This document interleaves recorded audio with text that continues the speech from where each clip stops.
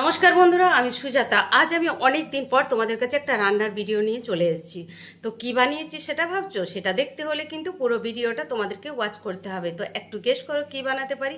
এই গরমে একটু ঠান্ডা ঠান্ডা হলে ভালো হয় নাকি? তো সেই ঠান্ডার একটা রেসিপি তোমাদের কাছে নিয়ে এসেছি। চলো তাহলে আর কথা বাড়াচ্ছি না, রেসিপিটা দেখে নাও। 1 লিটার ফুল ক্রিম দুধটা ইন্ডাকশনে বসিয়েছি। আর দুধটা যখন হালকা গরম হবে তখন 2 টেবিল চামচ এখানে আমি গুঁড়ো দুধ দিয়ে দিয়েছি। দুধটা দিয়ে ভালো করে আমি হ্যান্ড উইস্ক দিয়ে প্রথমে নাড়িয়ে নিয়েছিলাম। তারপরে আমি ভালো করে দুধটা ফুটিয়ে নিচ্ছি। এখানে পেস্তা না, কাজু আর আমন্ড মিক্সিতে গুঁড়ো করে নিচ্ছি। আর দুধটা যখন পুরো অনেকটা কমে যাবে তখন এই ড্রাই ফ্রুটস গুঁড়োটা দিয়ে দিতে হবে। আর চিনি আমি এখানে চায়ের কাপে 1 কাপ চিনি দিয়েছি আর কয়েকটা এলাচ দানা মিক্সিতে গুঁড়ো করে নিচ্ছি। চিনিটা এমনি দিলেও হতো, কিন্তু এলাচ দানাটা ভালো করে গুঁড়ো করার জন্য আমি চিনিটা মিক্সিতে গুঁড়ো করে নিচ্ছি।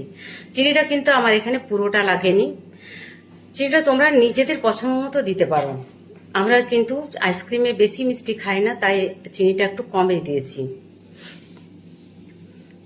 এরপর ভালো করে নাড়িয়ে নাড়িয়ে একটু ঘন করে নিতে হবে।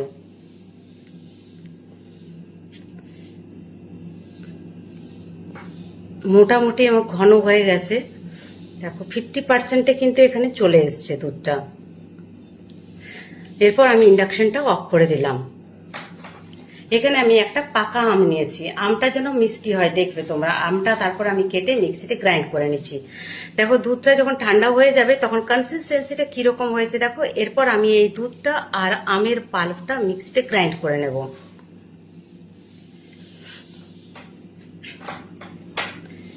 এটা কিন্তু ম্যাঙ্গো আইসক্রিম।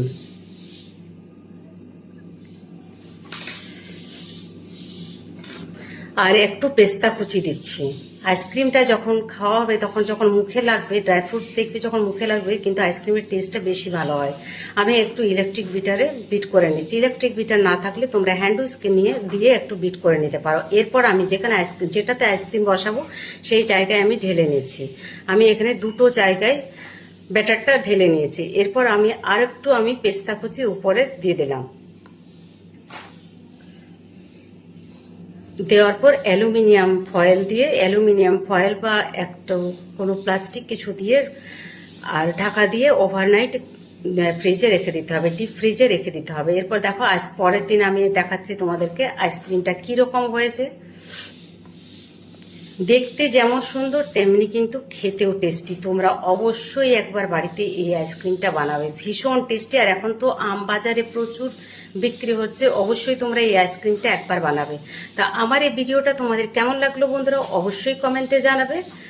আবার তোমাদের সঙ্গে দেখা হবে অন্য কোনো ভিডিওতে, অন্য কোনো ব্লগে।